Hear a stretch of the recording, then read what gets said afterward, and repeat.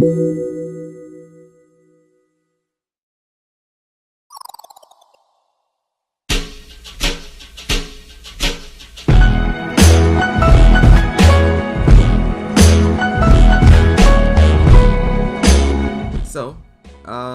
Christmas episode. Decided to sort of set it in with the Black Panther jacket. Thank you to my friends Jillian, Bobby, and Lauren for that. Also, in case you haven't noticed, my voice sounds just a little bit clearer. And it looks so smug in that. But yeah, I got a blue microphone now. Got it from my godmother for Christmas. Thank you to her. Love you. I really do. So, with that said, let's get started because it's starting to get really hot in this jacket.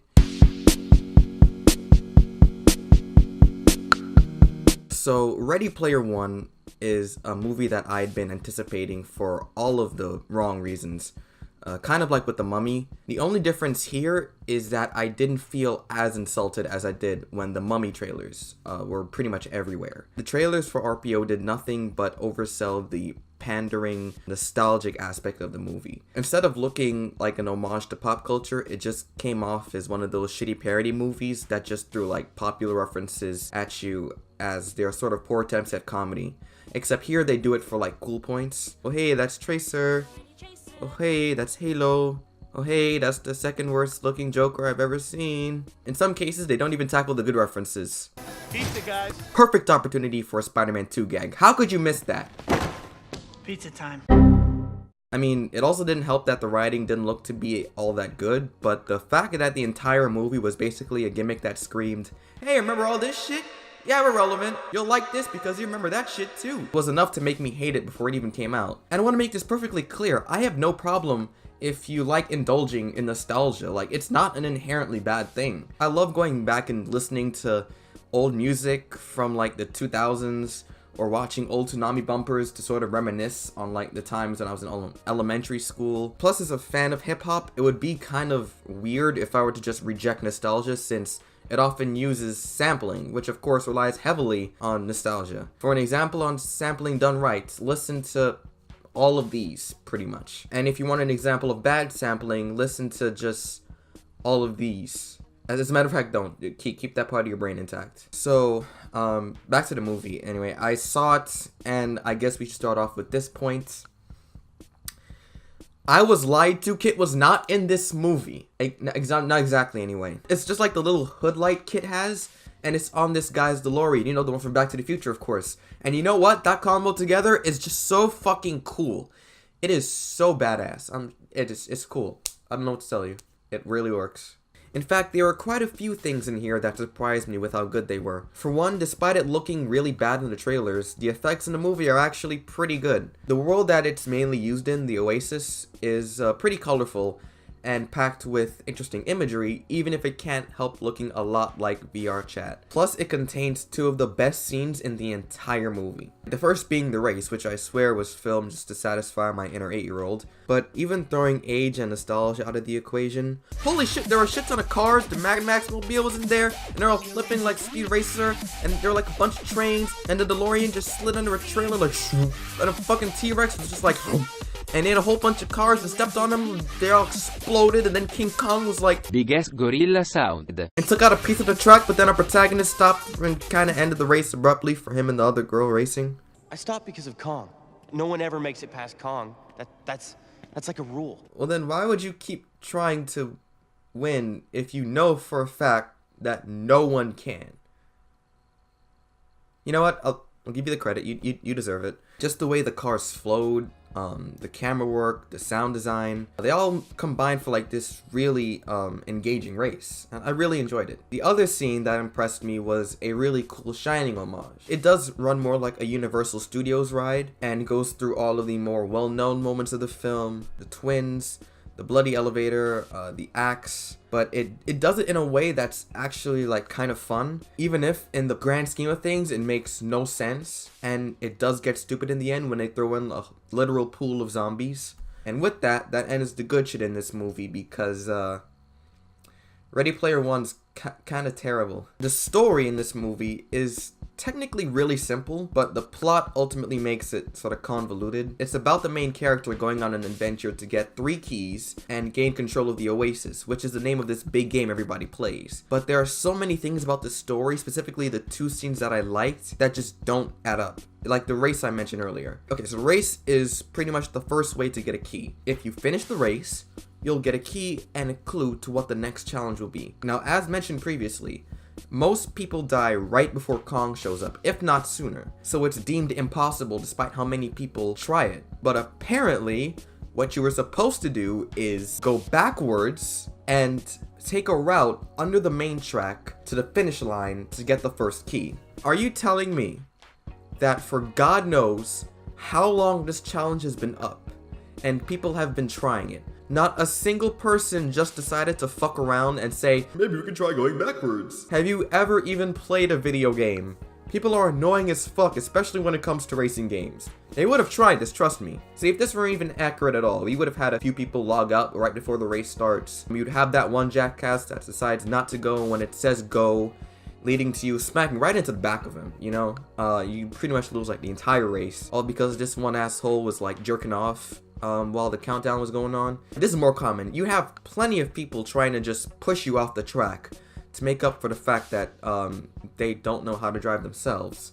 It would just be a shit show. Then we have a big mistake with the Shining homage. Now, the Shining ultimately ends up being the second clue in this movie. However, the main hint behind that clue is that it's a creation hated by the creator. Based on the best-selling book by Stephen King, who hated the movie. The thing is, yes, Stephen King does hate that movie, but he himself didn't make it. That was Stanley Kubrick. It wasn't necessarily his creation, it was an adaptation of his creation. A more accurate comparison would be something like David Fincher in Alien 3, or even Michael Bay in Transformers 2. Yeah, no, he actually doesn't like it. I'm being serious. I'm just as surprised as you are about that one. However, this can all be chalked up to the main thing that hurts this movie. The fucking writing. Now, this movie is based on a book from 2011, which I did not read, but judging solely by the snippets I saw online and the handful of pages I read in a bookstore, yikes.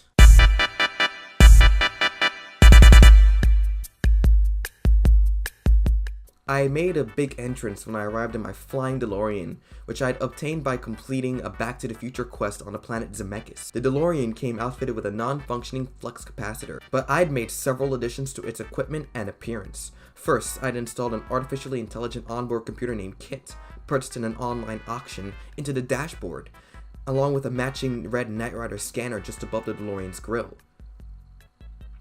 Okay, never mind, it's not cool anymore. I take that back. Then I'd outfitted the car with an oscillation overthruster, a device that allowed it to travel through solid matter. Finally, to complete my 80s super vehicle theme, I slapped the Ghostbusters logo on each of the DeLorean's gull-wing doors, then added personalized plates that read Ecto 88. I'd had it only a few weeks now, but my time-traveling, ghost-busting, night-riding, matter-penetrating DeLorean had already become my avatar's trademark. I would argue that masturbation is the human animal's most important adaptation, the very cornerstone of our technological civilization. Our hands have evolved to grip tools, alright, including our own.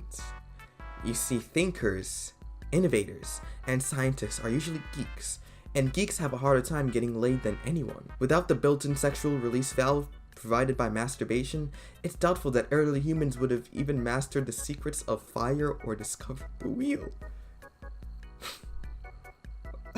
And you can bet that Galileo, Newton, and Einstein never would have made their discoveries if they hadn't first been able to clear their heads by slapping the salami or knocking a few protons off the old hydrogen atom. The same goes for Marie Curie. Before she discovered radium, you can be certain she'd first discovered the little man in the canoe.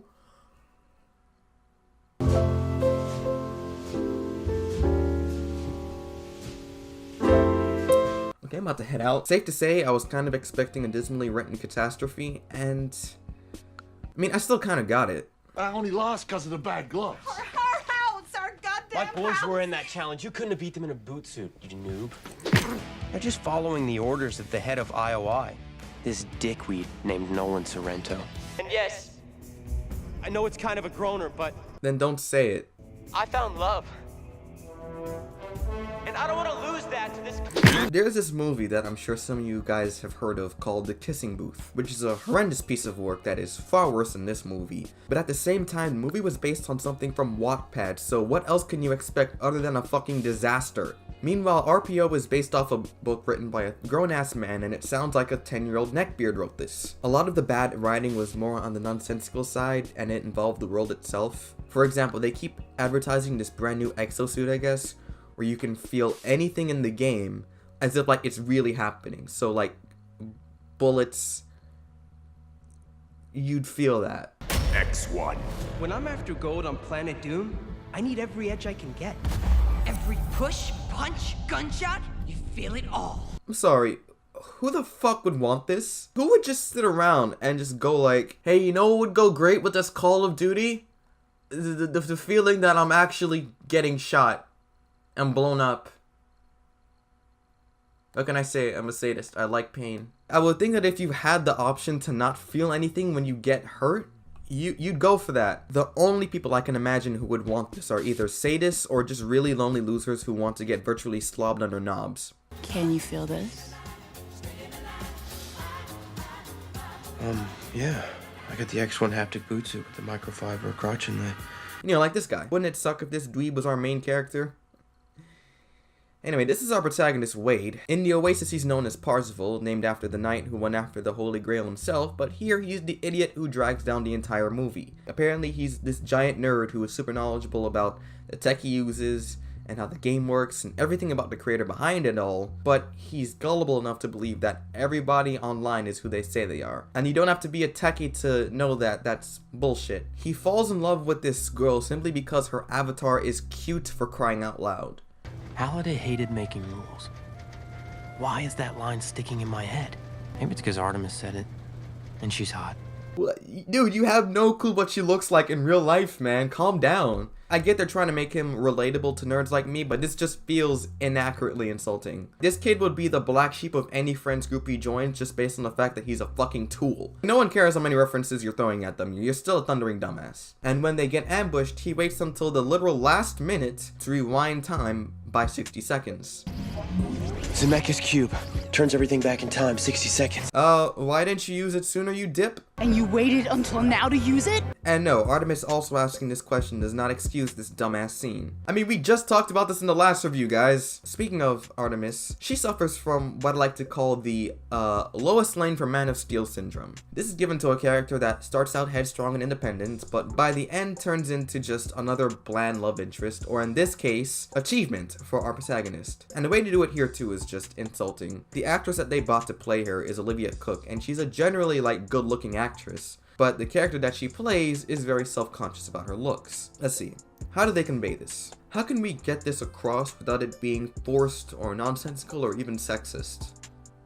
Slap a birthmark on 10% of her face.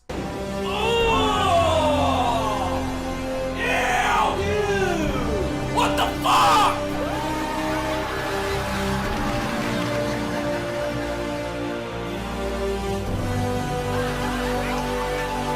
All the humanity, all the sadness, feeling on it. I feel this. I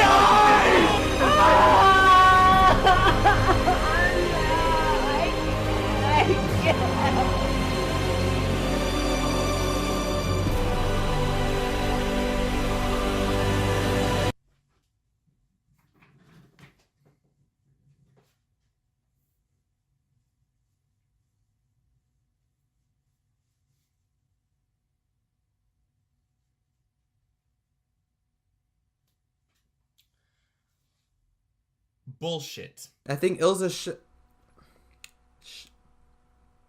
I think this lady said it best. It's always the girl that doesn't know she's hot. Which, by the way, that Hollywood archetype, bullshit. Okay? And we keep seeing the same story over and over. It's about the girl that's unsure of herself, and a guy sees through it, and then she realizes how beautiful she is when she takes off her glasses. Like, it's the same thing. And you might be saying, well, we all have our insecurities. And you're right. As someone who's extremely insecure about their looks, their voice, their body, like their breath, I get that. Trust me, I do. This joke isn't about shaming that type of woman. This joke is not about that. Whatever kind of woman you are, you're quiet, you're fat, you're small, you are right. That's it. But here's the thing. The writer didn't give her this mousy personality because he wanted to realistically portray a character who is anxious about herself or ground the movie in any way. He did it so that it would allow Wade easier access into her pants. Trust me, a guy who says shit like this... I want porno movies that are made with guys like me in mind. Guys who know that the sexiest thing in the world is a woman who is smarter than you are. You can have the whole cheerleading squad. I want the girl in the tweed skirt and the horn-rimmed glasses. Betty Finnebowski, the valedictorian. Oh yes! First I want to copy her trig homework, and then I want to make mad, passionate love to her for hours and hours. Until she reluctantly asks if we can stop because she doesn't want to miss Battlestar Galactica. Isn't doing this from any kind or rational place from his heart. My point to you is that you don't want the guy who wants you because of that energy. A man who wants a woman because she looks scared is a sexual predator. Both Artemis and Wade's arcs are really just a result of a writer who decided to write a story reminiscent of self-insert fanfiction, where the main character, after going through all these journeys, has all of his dreams come true. He gets the big reward, gets the girl, and is deemed a hero in the public eye. Or in this movie goes from major wuss to major douchebag. In the end, he defeats the evil corporation and decides to have the Oasis, which, as we've stated before, is a system that is the only thing some people have in their lives, shut down every Tuesday and Thursday to enjoy the real world. All of this narrated while he's in an expensive apartment making out with his girlfriend. Like Halliday said, reality is the only thing that's real. What kind of shit is that? Wade, you dense motherfucker. Not everyone has a fancy ass apartment and girlfriend to come home to. Some of these people are living in small and compact trailer homes. You should know. You were living in one. How about instead of shutting it down for everybody, you encourage it by saying, hey, if you don't log in on these days, you get a small reward or some shit. That way it's more encouraging rather than just forcing this rule down people's throats. This is like when Nickelodeon does their dumbass worldwide days of play, like fuck up, this is why no one liked you guys. The other characters in here are bland. We have our villains who are just kind of there. This guy reprises his role from Rogue One as the bad guy who was bad because he is bad. Loyalty Division is reporting profits of 28%. Finale. We're opening 5 new loyalty centers this month. Her name's Finale. You get it, guys? Her name's Finale. Let me explain it, because see, if you say Finale quickly enough, it sounds like you're actually saying finale. And the thing is, they were onto something interesting when it came to the villains. The idea of this company planning to implement more ads into the game and rewarding the people that pay more to play it is actually clever commentary on the gaming industry, but the villains were way too one-dimensional for this idea to be properly executed. The shareholders won't be happy. It's not our job to make them happy. It's our job to make them money. Like, he just said it. You weren't clever about it, you just said everything you're about, and the movie doesn't really give us much more. Plus, the way they defeat him at the end is just odd. Like, he's about to pop a cap in Wade's skull, but then he sees him crying because he has, like, the treasure, and that just inspires him to, like, put the gun down and not shoot him. A man-child's tears saved himself from getting shot. If that's the case, a good majority of the Star Wars fandom might as well be invincible. Now, the acting from the two leads, the villains, Mark Rylance and Simon Pegg, are good, despite the really weak characterization and the really bad makeup that they used for Simon Pegg. However, everyone else in here is just terrible. We have a third villain in here who looks kinda cool, but then he starts talking, and that's when you realize... How are you? To be honest, I have kind of a neck thing. It's like a carpal tunnel deal, but with your neck, if that's even a thing. It's TJ Miller. It kind of reminds me of what Up did with, like, the Rottweiler, simply because this is yet another character with a threatening look but a silly voice, except there it's funny and here it's like... There are only 3 things in this world I hate. Steampunk, pirates, and tabbouleh. one of the most naturally unfunny men ever created. Like, when even Michael Bay is calling you unfunny while making his worst movie yet, I'm just saying that's a sign. We also have Wade's friends who we eventually meet in real life, and their acting is terrible. We also have the lady who played Shuri in Black Panther. That's all you see of her. It's not a flaw or anything, I thought it'd be interesting to point out. Also, for whatever reason, people are praising the brisk pacing. Why? This pacing is actually pretty uneven. This movie breezed by quickly, yet at the same time I feel that it was way too long. Like, toward the end, it just kept stretching out the climax just further and further, to the point where it's just like, good God, just stop. In the beginning though, the pacing is so quick that it even breezed through the opening logos. Like, I had to double check and see if VLC somehow like changed the playback speed or glitched out, but no, that's how it came packaged for some reason. This is how it looks on Xfinity too. Like, you couldn't have like integrated the opening logos in a more creative or efficient way. You had to just click fast forward. Why don't you just fast forward through this whole movie? Save me like 2 hours. However, if you want the pure definition of just uncreativity, take a look at what they did for the title card of this movie. This multi-million-dollar blockbuster. This is what the opening title looks like. Let the hunt for Halliday's Easter egg begin.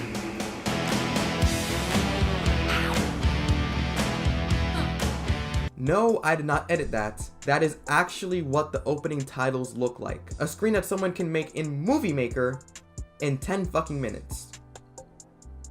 5 if you can get it to stop crashing. All in all, Ready Player One is kind of a terrible mixed bag. It has some scenes that are actually lots of fun to watch, despite the inaccuracies, and the effects are much better than I thought they would be. But those scenes and positives just can't redeem the shit writing and weak characters. However, I'll give it this. In my opinion, Spielberg's direction kind of saved this movie since he's competent and probably said no to a lot of the things the original writer might have suggested. Because as mentioned before, the book is so much worse than this movie, especially when it comes to Wade's character. Spielberg, when reading this book, probably said like, hey, can we not be like the worst thing ever? Please? And instead of getting a train wreck, Steve turned it more into a train tap. Like, even when you're bad, you're still at least competent. You're no fun.